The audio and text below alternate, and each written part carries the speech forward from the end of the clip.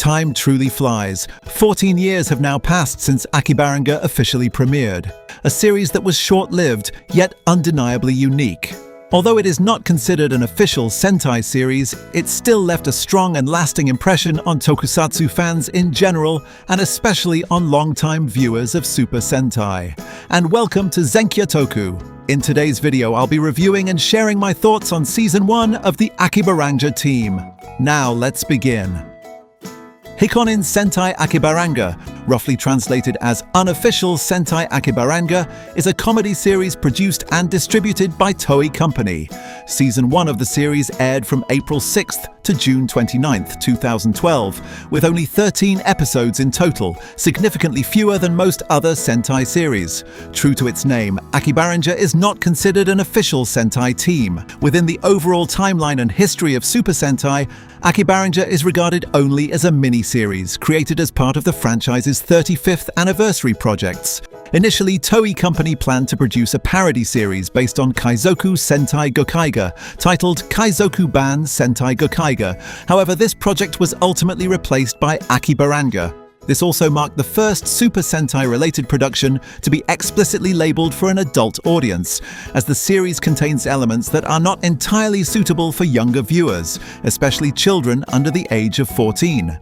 The series' primary target audience leans more toward longtime Sentai fans and those passionate about otaku culture rather than the general mainstream audience, as is the case with most other tokusatsu productions. The show was broadcast on Tokyo MX rather than TV Asahi, which typically airs the mainline series. Despite its many easily noticeable differences, from its overall concept, episode count, target audience, and broadcast format, to the Warriors' designs and even its rather unconventional toy line, Akibaranger was received fairly positively in its home market of Japan.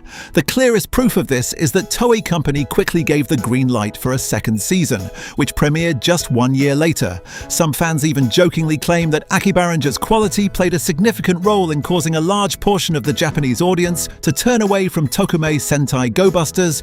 Of course, I don't personally believe that claim. However, it is fair to say that while Go Busters struggled to clearly define and connect with its target audience, Akibaranger managed to do exactly that, and did so in arguably the best way possible. Next, let's move on to the story. Hikonin Sentai Akibaranger is set in a fictional world where Super Sentai exists merely as a television series, just like in our real world. The story follows Akagi Nobuo, a clumsy delivery man who also happens to be a hardcore Super Sentai fan. He, along with 2 other girls, is chosen to form the Akibaranger team. They use a device known as the MMZ01, which is modeled after a fictional doll called Momo Zukyun. When activated, this device allows them to bring all of their delusions and fantasies into reality within a separate dimension known as the Grand Delusion. This includes everything from their warrior suits and battle scenes to the monsters themselves, all of which are born entirely from their imagination. Together, they adopt the shared motto, "Pain is power," and set their ultimate goal, to become an officially recognized Super Sentai team. Hearing this, I'm sure many people who haven't watched the show yet might think, what kind of story is this? It sounds way too ridiculous. Superheroes imagining their own monsters just to fight them? What kind of goal is that? And that slogan doesn't even seem related to the story at all. I have to admit that Akibaranger is indeed ridiculous, but in a good way. It is clearly a comedy series, and it succeeds in making the audience laugh through a string of absurd and outright nonsensical events. The show's humor is crude, cheeky, and over the top, with no shortage of 18+ jokes as well, perfectly suited to the audience it targets. If you've grown a bit tired of the light, family-friendly humor that has characterized tokusatsu for many years, then I'd recommend giving Akibaranger's brand of comedy a try. And as I briefly mentioned earlier, those are merely elements that appear in the first few episodes. In the latter half of the series, the world and storyline become far less straightforward, as the show primarily shifts its focus toward breaking the fourth wall. That said, don't expect a traditional conflict between good and evil, clearly defined character motivations, a carefully structured character arc, or deep thematic messages like those found in official Sentai series. It's true that Akibaranger becomes increasingly insane as it goes on, but everything still unfolds in line with the spirit of a comedy. Some viewers may feel uncomfortable with this approach, especially when the show suddenly turns serious at certain moments, but those scenes exist solely to set up the next joke. My advice is to set aside all expectations when watching this series, because Akibaranger is a truly unconventional and atypical Sentai production. If the jokes in a show leave nothing lingering with the audience, then they might simply be hollow comedy. So does Akibaranger offer anything beyond laughs? The answer is yes, and that lies in its tribute to Super Sentai, which the series delivers in remarkably creative ways. Setting the story in a real world where Super Sentai exists as a television series and making the protagonist a die-hard fan of the franchise is already a concept full of potential. It gives the writers ample room to weave in countless references and meta-commentary. In fact, within the world of Akibaranger, Toei Company itself also exists and plays a significant role in the narrative. This approach not only amplifies the sheer madness of the script, but also creates the perfect opportunity for Sentai actors to appear in cameo roles freely, without the need for any convoluted explanations. Not only that, in order to further enhance the comedic impact of Akibaranger, Toei Company wasn't afraid to use the series to satirize its own official Super Sentai productions.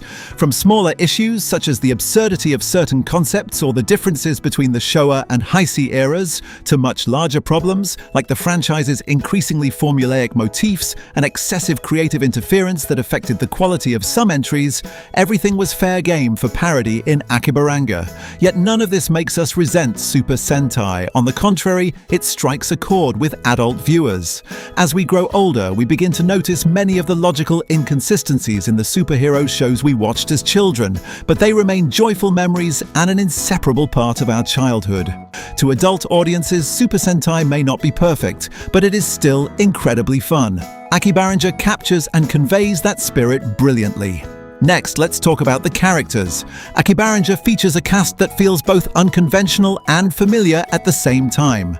They are unconventional because they don't follow the typical hero or villain archetypes, yet familiar because they represent very relatable types of people.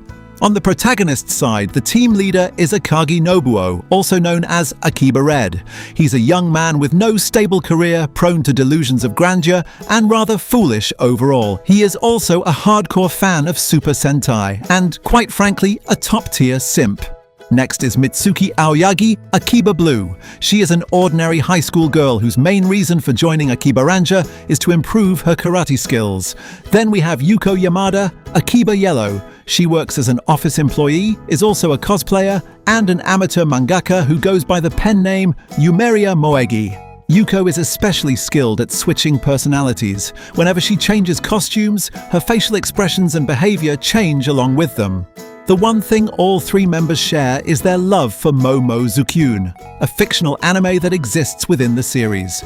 This shared obsession is precisely why they were chosen to become the Akibaranger Warriors. Interestingly, the three Akibaranger members are also meant to represent three distinct audience groups of the Super Sentai franchise. Akiba Red represents the hardcore fans, those who have followed Sentai across many seasons and possess deep knowledge of the franchise. Akiba Blue represents the general audience, people who may have watched a few shows as children but never explored the franchise further. Akiba Yellow represents fans of otaku culture, particularly manga and anime, who later developed a secondary interest in tokusatsu in general and Super Sentai in particular. Although these characters are intentionally written with exaggerated personalities and odd behaviors to enhance the show's comedic tone, I believe that most adult viewers can see a bit of themselves reflected in at least one of the three protagonists. As for the support characters, there is a very mysterious woman named Hiroyo Hakase, who runs a cafe called Himitsukichi. She is the one who founded the Akibaranger team and provided them with the MMZ-01 device. Additionally, there are Kozukozu and Aikura, Hiroyo's two close assistants at the cafe who frequently cosplay as female Sentai warriors. Next, let's talk about the villains, who are closely tied to the style of Super Sentai from the 20th century. The lineup includes a seductive female antagonist, a boss who constantly puts on exaggerated displays of evil in bizarre ways, a highly skilled fighter, and monsters with sharp, intimidating designs, yet oddly silly concepts. Overall, the villain organization in Season 1 of Akibaranger functions more as a source of comedy than as a serious force standing in the protagonist's way. The most frequently appearing villain is Marashina, a woman from the evil marketing company. She is said to have been born from the perverted thoughts of Akagi Nobuo. At least that's what is revealed early in the series. Aside from a recurring enemy like Mabushina, the rest of the organization consists of characters who leave an impression mainly through their presence or visual design. They don't really possess much psychological depth, and with only 13 episodes, it's hard to expect more. Still, at the very least, they perform very well on a surface level. But those are merely the organization's henchmen. The true final boss of Season 1 is a completely different story. I can't reveal too much about this character, but I can say this: it is an incredibly powerful force, far stronger than anything viewers who haven't seen the show could possibly imagine. A character who is utterly detestable, yet at the same time deeply admirable. To learn more, I highly recommend watching the entirety of Season 1 of Akibaranger for yourself. Next, let's talk about the acting performances. Overall, the cast delivers highly memorable performances, ranging from solid to truly outstanding. There are 3 standout names in particular whom I believe gave career-defining roles. The first is Masato Wada, who plays Akiba Red. This is a role that seems easy on the surface, but is actually very difficult to pull off. For most of the runtime, Nobuo appears as a foolish character, essentially serving as the story's clown. However, when the major plot twists begin to unfold, Akiba Red truly shines, revealing the presence and charisma of a genuine protagonist. He is reckless, brave, and possesses the resolve of a true team leader. Most importantly, Akiba Red differs from the typical passive hero who is simply chosen to fight an existing evil force. If viewers pay close attention, they'll notice that he actively drives the story forward based on his own mindset and decisions. The second standout is actress Honoka, who plays Marushina. She delivers an excellent portrayal of a villain who is comical and bizarre, yet at the same time mysterious and dangerous. Although the character isn't written with much depth, I believe that after finishing Akibaranger, many male viewers will find themselves unexpectedly fond of her. The third performance that deserves special praise comes from Karin Ogino, who plays Yuko Yamada, also known as Akiba Yellow. She is truly a chameleon, capable of transforming into a wide range of cosplayer personas, not only through costumes, but also through changes in expression, body language, and even voice from episode to episode. Yet despite these constant transformations, we can always feel that these personas are still Yuko at heart, an unusually optimistic woman with a deep love for manga and anime, fully immersed in otaku culture. Beyond these 3, the rest of the cast, main roles and supporting characters alike, male and female, young and old, all deliver impressively strong performances. This speaks volumes about the careful and thoughtful casting process carried out by Toei Company for this project. When it comes to visual effects and action, the series performs at a competent but unremarkable level. In other words, it never feels dull or poorly made, but it also doesn't stand out when compared to other Super Sentai series from the same era. Starting with action choreography, the show follows the style of Super Sentai from the 20th century and the early 2000s, featuring plenty of physical stunts, flips, and fairly grounded explosion effects. From a nostalgic perspective, this is a major plus, as very few modern Sentai series are able to recreate that kind of combat. However, the transformation sequences and the visual effects used for finishing moves and special attacks resemble those of late 2000s Super Sentai, resulting in an overall presentation that feels somewhat inconsistent. This may sound a bit harsh, but there isn't a single fight scene throughout Season 1 that left a particularly strong impression on me.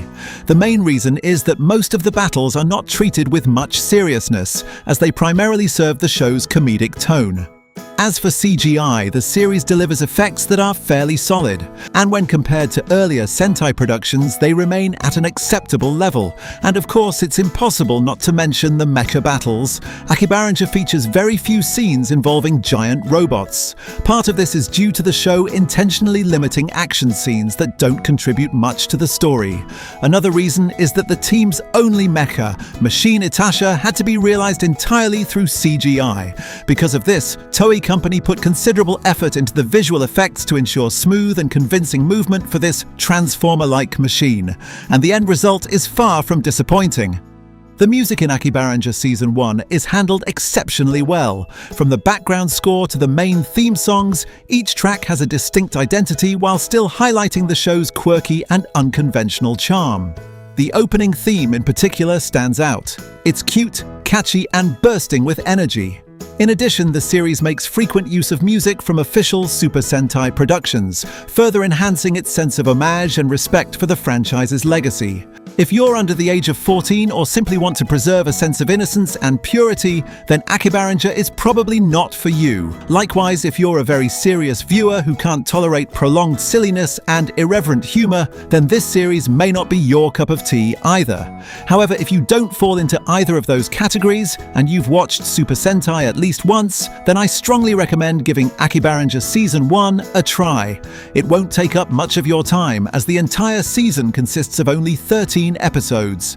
Every viewer's experience will be different. You might see it as nothing more than a light-hearted comedy, or you might discover deeper meanings that others fail to notice. But ultimately, Akibaranger brought a refreshing new breeze to the Super Sentai franchise in particular, and to tokusatsu as a whole. It's a one-of-a-kind production, and it may be a very long time before we encounter another experience quite like this again. From the past to the present, aside from Chojin Sentai Jetman, Sentai series with more mature themes, or those aimed at slightly older audiences, have generally failed to achieve strong results, no matter how good their quality may have been. This likely made Toei Company more cautious when targeting adult audiences. In that sense, Akibaranger stands as a true adults-only Sentai series and may represent a more viable direction for such projects. It also serves as proof that Toei has never ignored adult viewers, those who grew up with their productions. Those are my personal thoughts and opinions on Akibaranger Season 1. But what about you? Have you watched this series yet? And if so, what did you think of it? Feel free to leave a comment below so we can discuss it together. Thank you for watching, and I'll see you again next time.